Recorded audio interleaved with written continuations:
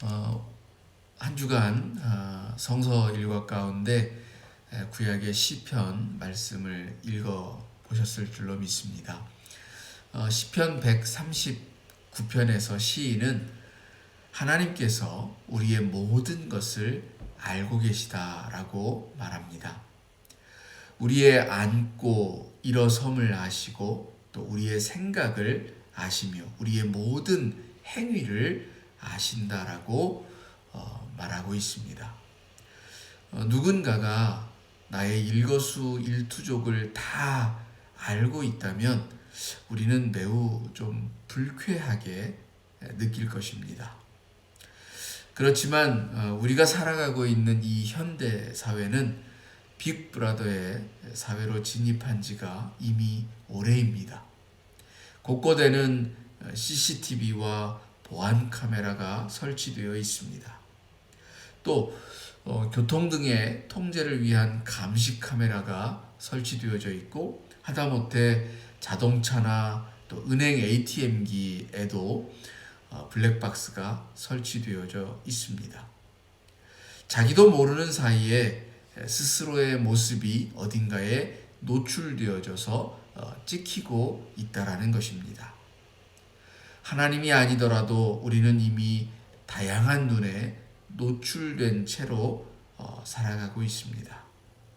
기분이 좋지는 않지만 이를 통해서 범죄를 예방할 수 있습니다. 누군가로부터 우리가 감시를 받고 있다면 사실 좀 아무래도 부끄러운 일을 행하지 않으려고 되도록 조심하게 될 것입니다. 그리고 또 이미 발생한 범죄가 있다면 그 범죄의 가해자를 찾아내는 데에 또 이러한 것들이 도움이 되리라고 여겨지기도 합니다. 아마 그런 점들을 감안해서 우리는 그냥 그럭저럭 참고 살아가고 있는 것 같습니다. 누군가의 감시를 받고 있다라고 하면 좀 불쾌한 감정부터 들겠지만 이 감시라고 하는 용어 대신에 관심이라고 하는 말로 치환을 하면 이 불쾌한 감정은 조금 누그러질 것 같습니다.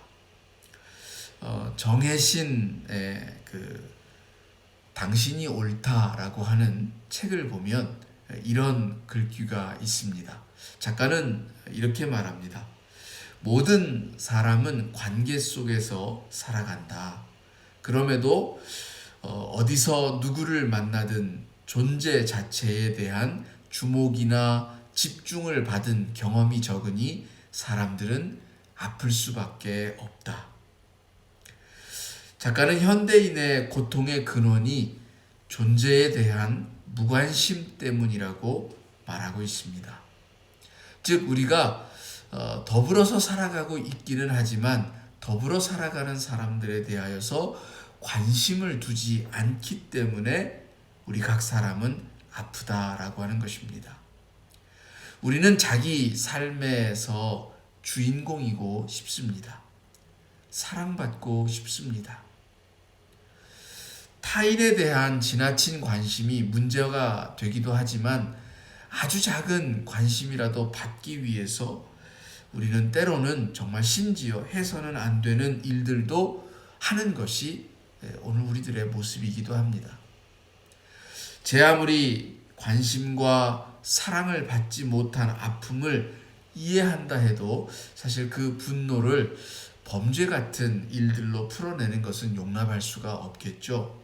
또 그렇다고 모든 책임을 한 개인에게만 전가한 채로 이 무관심한 세상을 그대로 방치해서도 안 될 것입니다. 하나님께서 우리의 일거수일투족을 다 아신다라고 할 때에 그것은 감시가 아니라 관심이라고 하는 사실을 우리는 받아들여야 합니다. 우리가 아프지 않도록 세상 모든 사람들이 나를 멀리할 때에조차 하나님만은 나를 바라보고 계시고 주목하고 계시다라고 말씀하는 것입니다. 살아가면서 다른 존재에 대한 관심을 기울여 본 적이 있으실 테죠. 사람이 되었든 동물이나 식물 같은 그런 생물이 되었든 우리는 존재에 관심을 갖게 되면 많은 궁금한 것들이 생겨납니다. 단순한 호기심에서부터 깊은 곳에 감추인 그만의 생각이나 마음까지 알고 싶어집니다. 밥은 잘 먹고 다니는지, 어디 아프지는 않은지, 오늘은 무얼 하며 지냈는지, 위험한 일에 처하지는 않았는지, 매 순간이 궁금하게 되는 것입니다. 이런 이야기를 들으면 집착이나 스토킹 같은 부정적인 느낌이 드십니까? 무엇인가에 관심을 갖는다라고 해서 다 집착이나 스토킹 같은 것은 아닙니다. 다른 존재에 대한 진정한 관심은 그 존재 그 자체로 온전히 살아있기를 응원하는 것이기 때문입니다. 저는 일종의 이것이 팬심과 같다라는 생각이 듭니다. 일반적인 팬들은 자기가 좋아하는 연예인을 소유하고 또 자기 마음대로 조종하려는 것이 아니라 그가 잘 되고 자유롭고 행복하며 존중받고 더 많은 사람들로부터 사랑받기를 응원해주는 사람들이다라는 생각을 합니다. 저는 어쩌면 하나님께서 우리의 팬이다라고 하는 생각이 들 때가 있습니다. 잘하고 있을 때에는 힘찬 격려와 박수를 아끼지 않으시고 때로 잘못하는 때에도 그것을 딛고 다시 날개를 펼 때까지 묵묵히 곁을 지키고 위로를 건네는 그런 분이다라는 생각이 들기 때문입니다. 그런데 일방적인 사랑과 관심은 어딘가 아프고 슬프고 아련합니다. 짝사랑, 외사랑 이런 것은 추억으로 회상을 할 때에는 낭만적인데 실제 속에서는 사실 시리고 아프고 힘이 듭니다. 하나님의 우리를 향하신 그 사랑이 외사랑이 되지 않기를 바라는 것입니다. 유선경 작가는 꽃이 없어서 이것으로 대신합니다 라는 글에서 사랑하는 사람이 있다면 그 사람을 바라봐야 합니다. 다른 곳을 쳐다보면서 사랑한다라고 하면 안 되지요 라고 적고 있습니다. 우리가 사랑할 때에는 오롯이 그 사람에게 서로가 집중할 수 있어야 합니다. 서로가 주목하여서 바라보고 관심을 두어야 합니다. 하나님은 우리를 바라보시는데 우리는 과연 그러한가? 라고 하는 것을 생각해 봅니다. 참 인생살이가 어떻게 그래요? 신경 써야 할 게 한두 가지가 아닌데 어떻게 맨날 하나님만 바라보고 살 수 있습니까? 라고 말하고 싶으십니까? 곡해하지 마시기 바랍니다. 하나님을 오롯이 바라보는 것은 우리의 일상을 다 제쳐놓고 어디 기도원에서나 생활하는 게 아닙니다. 우리에게 사랑하는 이가 생겼다라고 자기의 모든 일상을 다 내팽겨치지는 않잖아요. 그저 우리의 일상 중에 그를 더 생각하고 관심을 두고 함께 할 때에는 더욱 그에게만 집중하죠. 마찬가지입니다. 하나님을 오롯이 바라본다고 할 때에 그것은 하나님을 생각하고 하나님을 이야기하고 기도하는 것을 통해서 우리의 일상을 공유하는 것입니다. 사랑하는 것은 그런 면에서 서로의 삶 속에 뛰어드는 것입니다. 그리고 그 삶을 공유하는 것입니다. 따로 또 같이라고 하는 말처럼 한 개인으로서의 독립적인 삶 속에 그와 그 반대되는 공동의 시간을 담아내는 것이 바로 사랑의 일면이라는 것입니다. 저와 여러분은 지금도 다른 누군가와 공동의 시간을 보내고 있는 줄로 믿습니다. 가족, 부모와 자녀, 연인, 동료, 또 반려동물 등등이 될 수도 있을 것입니다. 공유하고 있는 그 삶이 바로 또 그 시간이 사랑인 것입니다. 아니, 좀 더 솔직하게는 사실 그 시간과 공간이 사랑으로 채워져야 합니다. 단순히 삶의 시간을 공유한다라고 해서 그 관계가 사랑이 되는 것이 아니고, 나의 삶에 뛰어든 그에게 나의 공간과 시간을 나누어 줌으로써 자연히 행하게 되는 일들, 바로 이것을 통해서 사랑의 관계, 사랑의 시간이 또 사랑의 공간이 형성된다라고 할 수 있는 것입니다. 바울은 우리가 그리스도 안에서 모든 것이 가능하다라고 했습니다. 그렇습니다. 죄의 사슬에 매였던 우리가 해방이 되었습니다. 자유인이 되었습니다. 노예는 행동 하나하나가 제약을 받습니다. 그러나 자유인은 그렇지 않습니다. 바울은 이 비유를 통해 우리가 그리스도를 믿음으로써 자유인이 되었으니 무엇이든지 할 수 있다, 가능하다라고 선포하였습니다. 문제는 고린도 교회의 교인들이 이 말을 고지고대로 받아들여서 당시의 영지주의자들처럼 교회 안에서 온갖 악행과 음행을 저지르고도 자유인은 모든 것을 할 수 있다라고, 그러니 그 모든 것들이 아무 문제가 될 수 없노라고 뻔뻔하게 외쳤다라는 것입니다. 그래서 바울은 오늘 우리가 읽은 본문처럼 안타까운 마음으로 다음의 말을 잇고 있는 것입니다. 내게 모든 것이 가하지만 다 유익한 것이 아니다. 자유가 방탕과 방종으로 이어지는 것은 결코 스스로에게 유익하지 못합니다. 그것은 무엇보다 타인을 아프게 하기 때문입니다. 우리는 한 개인이면서 관계 속에 있고, 또 나의 삶 속에, 나의 공간 안에 타인을 맞이하여서 그 공간을 내어주는 그런 관계 속에서 살아가는 존재입니다. 때문에 나의 자유와 더불어서 상대방의 자유를 생각해야 합니다. 또한 우리가 형성하는 관계가 사랑이라고 할 때 그것은 결코 나만 행복하고 타인은 어떻게 되든 상관없다라는 그런 식의 삶이 아닙니다. 사랑의 관계는 나의 행복에서 그치지 않고 상대방의 행복, 더 나아가서 공동체의 행복을 생각합니다. 그래서 우리는 모든 일을 할 수 있지만 그 일이 내게 유익한가? 타인에게는 어떤 영향을 끼치는가? 공동체를 위하여서는 바람직한가?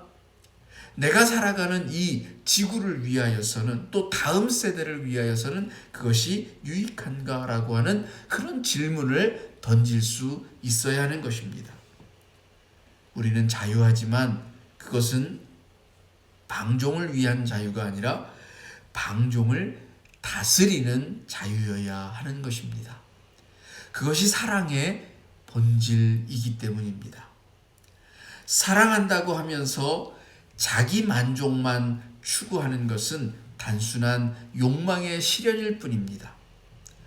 사랑의 본질은 내 삶에 뛰어든 이에게 나의 시간과 공간과 몸과 마음을 기꺼이 내어주는 일입니다. 그래서 사랑은 얽매이는 것이 아닙니다.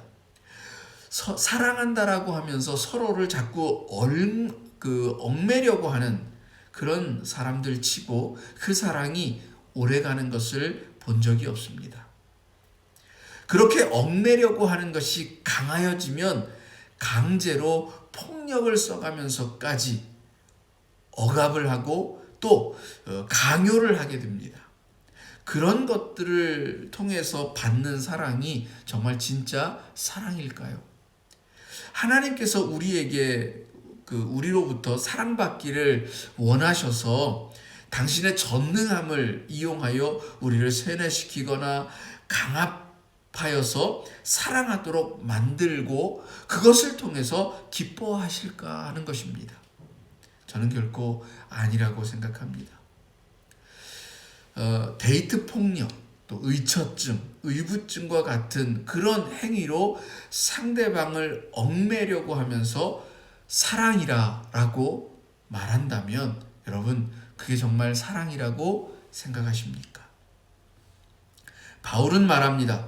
음식은 배를 위하고 배는 음식을 위하여 있으나 하나님은 이것저것을 다 패하시리라. 무슨 말이냐 하면 먹는 것은 인간의 생존을 위한 기본적인 욕망이므로 무엇이든지 먹을 수 있다. 그러나 그렇다라고 해서 자기 욕망이 이끄는 대로 이것저것 아무거나 막 먹어 치우다가는 큰 탈이 날 수도 있다라는 것입니다.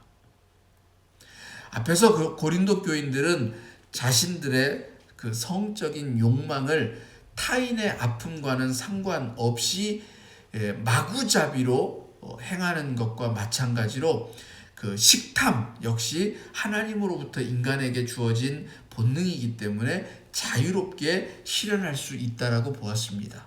그래서 이 본래 유대인들에게 금지되었던 우상에게 바쳐진 제물도 자유롭게 가져다 먹었습니다. 사실 이런 것들은 사도행전이나 또 바울의 다른 글에서 보면 크게 문제될 것은 아닙니다. 예수님도 입으로 들어가는 것이 더럽지 나오는 것이 더러운 것이 아니라 그 나오는 것이 더럽다라고 하셨습니다. 그러니까 바울이 말하고자 하는 바는 우상의 제물을 먹든 먹지 않든 그 먹는 행위 자체의 문제가 아니라 타인에 대한 배려가 없는 자기 욕망에만 이끌린 탐욕이 문제라고 말하는 것입니다. 바울은 시종일관 그리스도인의 자유에 관하여서 말하면서 그 자유가 자기 하고 싶은 대로의 자유가 아님을 말하고 있는 것입니다. 그러면서 바울은 우리가 그리스도와 연합한 몸이라고 말합니다. 너희 몸이 그리스도의 지체라고 말합니다. 우리 각자는 독립적이고 자유로운 한 개인이자 사랑 안에서 그리스도와 하나 된 존재임을 다시 한번 강조하고 있는 것입니다. 자유로운 개인은 무엇이든 할 수 있습니다. 그러나 사랑으로 함께하고 있는 그리스도를 생각해야 합니다. 내게도 유익이 되고 나와 함께하는 그리스도에게도 기쁨이 되고 또 하나님이 즐거워할 수 있을 만한 것, 이것이 바로 사랑에서 행하는 우리의 삶이라고 바울은 말하는 것입니다. 단호하게 이야기하죠. 너희 몸으로 하나님께 영광을 돌려라. 우리가 누군가를 사랑하면 기꺼이 우리의 자유를 포기하면서도 즐겁고 행복한 것처럼 하나님을 사랑하면 어쩌면 더욱더 자연스럽게 자기를 드리게 되어지고 하나님을 기쁘시게 함으로써 더욱 행복할 수가 있는 것입니다. 나와 함께하는 사람을 아프고 고통스럽게 하면서 사랑한다라고 하는 것은 범죄입니다. 사랑하니까 널 때리고 널 가둔다라고 하는 것, 이것은 말이 되지 않습니다. 사랑의 관계 안에서는 내 몸도 내 것이 아니면서 내 것이기도 하는 것, 이것이 매우 신비한 그런 일입니다. 우리는 그리스도와 사랑의 관계에 있습니다. 내 몸은 더 이상 나만의 몸이 아니라 그리스도의 몸이기도 한 것입니다. 이것을 바울은 주와 합한 영이라고 말하고 있고 또 하나님의 성전이라고도 표현하였습니다. 내 몸이 그리스도의 성전인 것입니다. 내 몸이 아프면 사랑하는 사람도 아픕니다. 때문에 바울은 우리 몸을 음행과 또 또 죄에 내어줄 수 없다라고 말합니다. 왜냐? 그러면 나와 함께 하시는 주님이 슬퍼하시고 아파하시기 때문이라는 거죠. 사랑하는 사람을 아프게 하기 위해서 일부러 못된 짓을 한다. 그런 사람이 있습니까? 자기와 아무 관계도 없고 혹 미워하고 증오하는 사람을 아프게 하는 것. 그러니까 다른 타인들을 향하여서 그렇게 다른 사람을 아프게 하는 것, 일부러 그렇게 미워하고 증오하는 것, 이것을 정의하면 사실 고문입니다. 근데 우리가 하나님을 사랑한다라고 고백을 하고 있는 사람들이면서 하나님이 싫어하는 일만 골라 함으로써 하나님을 아프게 한다. 결국 사랑하는 사람에게 고문을 행하는 것과 다를 바가 없다라는 거죠. 우리는 그런 행동을 하면서 사랑이라고 엄청난 착각을 하고 있지는 않습니까? 말로만 달콤한 사랑을 속삭이는 것을 립서비스라고 합니다.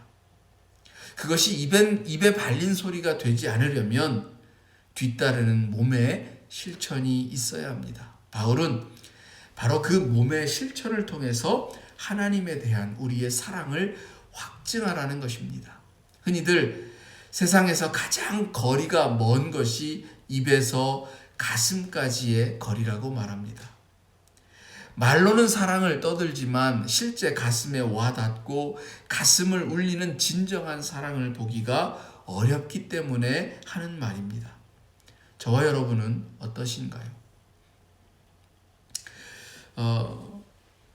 이와 반대되는 경우가 있습니다. 우리가 하나님께 몸으로 영광을 드리지 못하는 지금까지 말씀드린 것과 반대되는 모습도 있는데, 그러니까 그것은 우리가 그리스도 안에서 자유인이 되었다라고 생각해서 자기 몸을 방종한 데 내어주는 것과 정반대로 자기 스스로를 무가치하다라고 여겨서 자기를 학대하고 자기를 혐오하는 경우, 이 경우에도 우리는 하나님께 몸으로 영광을 드리지 못합니다. 하나님은 우리를 자녀라 부르시고 너는 내 아들이라 내 딸이라 내가 너를 낳았도다 하시면서 우리를 영원토록 사랑하시겠노라 하시는데, 우리는 그런 하나님의 소리 대신에 나는 못났다, 나는 여전히 죄인이다, 아무 쓸모없는 사람이다 라고 하는 그런 생각으로 가득 차서 자기를 학대합니다. 스스로를 미워하고 비하하면서 단점만 보고 우울감에 빠지고서 때로는 심지어 죽고 싶다라고 하는 그런 충동을 느낍니다. 그런 모습을 보면 얼마나 안타까운지 모릅니다. 우리는 물론 완벽하지는 않지만 그래도 하나님의 형상을 지니고 있고, 아무리 악한 사람이라도 어딘가 착한 구석은 하나쯤 있기 마련입니다. 하나님은 그런 우리를 받아주시고 용납하시고 사랑하시고 언제든지 우리를 안아주시는데, 우리는 그 사랑을 자꾸 거부하면서 스스로 하나님에게서 온 이 생명을 무시하려고 합니다. 그렇게 해서는 결코 몸으로 영광을 드릴 수가 없습니다. 거룩한 실천과 아울러서 또한 자기에 대한 사랑, 하나님 안에서 자기를 용납하고 수용하는 법도 필요하다라는 것입니다. 주님은 이웃을 사랑함에 있어 자기 몸과 같이 하라라고 하셨습니다. 자기를 사랑할 수 없는 이는 남도 사랑할 수가 없는 것입니다. 자기를 사랑하는 법을 모르는 사람이 어떻게 타인을 사랑할 수가 있겠습니까? 내 생명의 귀함을 알기 때문에 타인의 생명을 구할 수가 있는 것입니다. 그러니 몸으로 하나님께 영광을 드린다는 것은 자기 몸을 타인을 위하여서 내어주는 이타적인 사랑뿐만 아니라 생명의 근원이 되는 그 하나님, 그 모든 생명이 하나님께 있음을 깨달아서 자기 또한 아끼고 사랑하는 바로 이 두 가지 요소가 함께 어우러져야 한다는 것, 이것을 우리가 깨달을 수 있어야 한다는 것입니다. 여러분, 저는 오늘 우리가 읽은 이 본문의 말씀, 또 바울이 우리들에게 이야기하는 것처럼 하나님이 우리를 값으로 산 것이다. 우리 몸이 하나님의 몸이다. 하나님과 더불어 살아가고 있는 그런 합한 영이다. 그러니 너희 몸으로 하나님께 영광을 돌리라는 이 말씀을 다시 한번 깊이 새겨서 우리의 삶에서 내 몸을 아끼고 사랑하고 내 몸이 귀하고 참으로 값진 것처럼 또 타인도 그렇게 여기고 또 그렇게 여기는 만큼 거룩한 실천의 삶을 통하여서 우리 하나님께 영광을 드리는 삶이 있기를 주님의 이름으로 축원합니다. 기도하시겠습니다. 하나님, 거룩한 몸으로 우리 하나님께 영광 드리기를 원합니다. 우리를 값주고 사셔서 우리의 삶에 자유함을 주신 하나님, 그러나 그 자유함이 방종이 되지 않게 하옵소서.